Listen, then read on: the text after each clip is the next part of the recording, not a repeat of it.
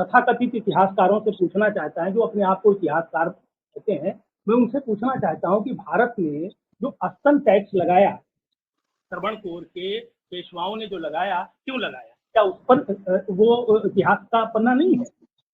उस पर चर्चा क्यों नहीं होती संसद में? शुद्धिकरण प्रथा किसने बनाई, उस पर चर्चा क्यों नहीं हो रही? देवदासी प्रथा बना करके इस देश के मूल्यवासी नारियों का जो शोषण किया गया, शुद्धिकरण प्रथा बना करके शोषण किया गया, लगातार शोषण किया गया है, क्या वो इतिहास में दर्ज नहीं है? क्या इस देश के इतिहासकारों को पता नहीं है? उस पर चर्चा नहीं होनी चाहिए संसद में, विधानसभा में नहीं होनी चाहिए? अ, बात करेंगे इस वक्त जिस तरह देश में देखने को मिल रहा है कि हिंदू मुस्लिम की जो तुष्टीकरण देखने को मिला, अभी देखने को मिला कि आज ही के डेट में जिस तरह कुछ लोग पहुंचते हैं और एक जो सांसद हैं और जो सपा के हैं उनके घर पर जिस तरह तोड़फोड़ किया जाता है उनकी आवाज पर, बड़ा मामला सोशल मीडिया पर वायरल हुआ और इसको लेकर काफी लोग विरोध जता रहे हैं। उन्होंने ये बयान राणा सांगा को लेकर दिया था, जो आपत्तिजनक टिप्पणी थी उन्होंने किया था।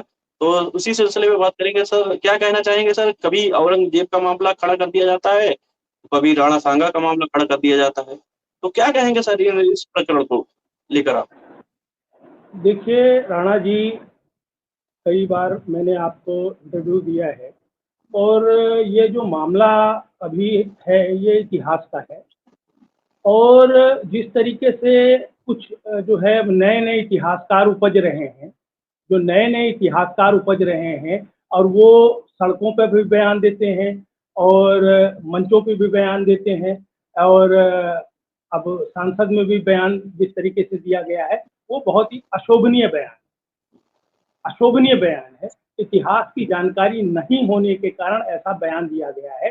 तो मैं उन तथाकथित इतिहासकारों से पूछना चाहता है, जो अपने आप को इतिहासकार कहते हैं, मैं उनसे पूछना चाहता हूं कि भारत ने जो अस्तन टैक्स लगाया, त्रावणकोर के पेशवाओं ने जो लगाया, क्यों लगाया? क्या उस पर वो इतिहास का पन्ना नहीं है?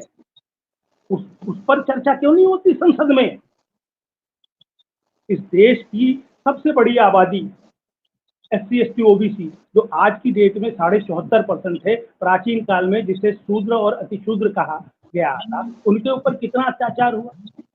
अस्तन टैक्स लगाया गया भारत की मूल्यवासी नारियों पर, जिसका विरोध हजरत टीपू सुल्तान ने किया।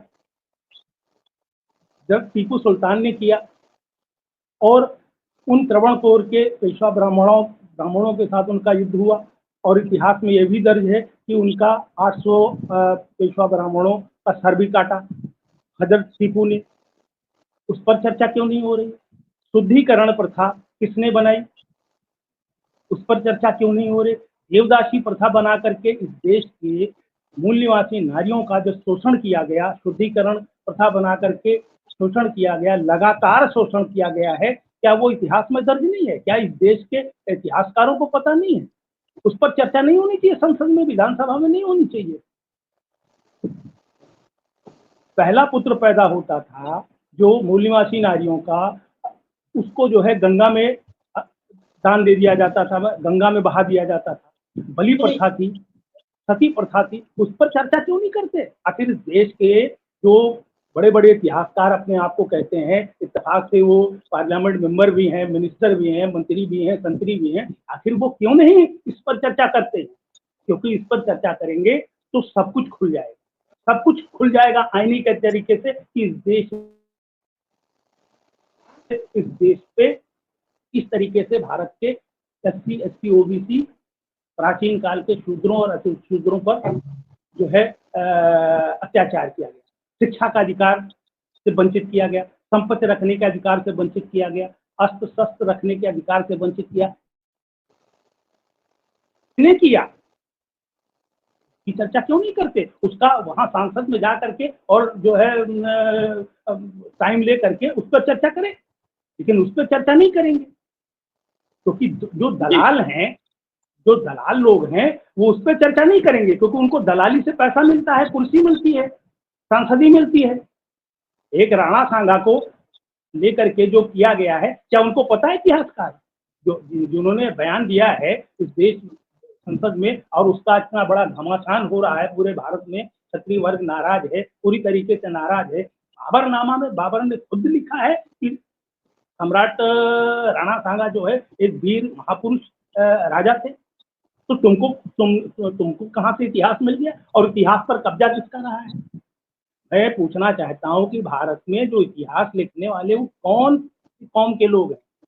99% ब्राह्मण है। और उसने इतिहास लिखा।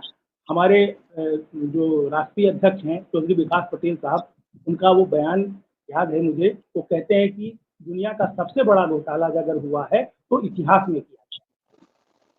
तो इतिहास में जो घोटाला हुआ है उसके कारण उसको समझने की इनमें औकात नहीं है, उसको नहीं समझेंगे, हवा में बात करेंगे। आज सबसे बड़ा तो दुख हमें इस बात का हुआ है कि आज मैं भी आगरा में ही हूँ और आगरा में प्रदेश के मुखिया योगी आदित्यनाथ स्वयं क्षत्रिय हैं, ठाकुर हैं, वो थे। आज तक उनका बयान नहीं आया। क्यों नहीं आया? क्या वो क्षत्रिय नहीं है? क्या राणा सांगा से उनका कोई लगाव नहीं है? क्या उनको बयान देना चाहिए? प्रेम सही कर लीजिए। तो कहने का मतलब ये है कि जो कुछ आज हुआ वो एक आक्रोश था, आक्रोश से हुआ, आक्रोश के कारण हुआ है, जो नहीं होना चाहिए। मुझे बड़ा दुख है कि जो भारत में जो वामसिव संगठन ने क्षत्रिय मूल निवासी महासंघ बना करके जिस तरह से क्षत्रिय, SC ST OBC माइनॉरिटी, सिखों और ईसाइयों को एकजुट कर रही थी, एकता का माहौल बन रहा था, उस माहौल को RSS के लोगों ने साजिश के तहत बिगाड़ा और उसमें वो कामयाब रहे। हमारे लोगों को नहीं पता है, लेकिन वो कामयाब हो गए, क्योंकि वो जो मुद्दा उनको बार-बार जो EVM का मुद्दा, महाबोधि बिहार पे जो आंदोलन चल रहा है, उसका मुद्दा, OBC की जाति आधार गणना का मुद्दा जो लगातार चल रहा है, पब्लिक डोमेन में है, वाउन इस्लाम साहब लगातार आंदोलन चला रहे हैं। 9 अप्रैल को राष्ट्रव्यापी जेल भरो आंदोलन है। तो कहीं ना कहीं जो घबराहट थी इन लोगों को, वो कई मुद्दे लेकर आए, लेकिन आखिर में एक राणा सांगा जी के मुद्दे पर वो सफल हो गए और आखिर में इस देश में जो क्षत्रियों की एकता जो बढ़ रही थी उसमें उन्होंने विघ्न डाल दिया।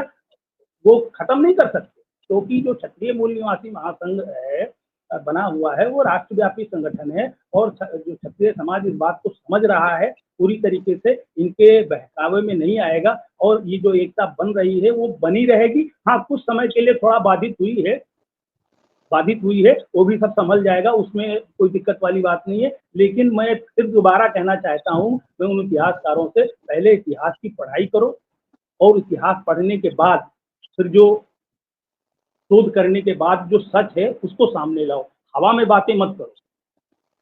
जी, तो साथियों, हमारे साथ लल्लन प्रसाद सोनी सर थे, जिन्होंने साफ तौर पे कहा कि जो समाज में भाईचारा और एकता का जो निर्माण हो रहा था, उसको कहीं न कहीं जो खाई थी क्षत्रिय और यहाँ के SC ST OBC के लोगों के बीच में, वो बाँध से कहीं न कहीं भरने का काम कर रहा था।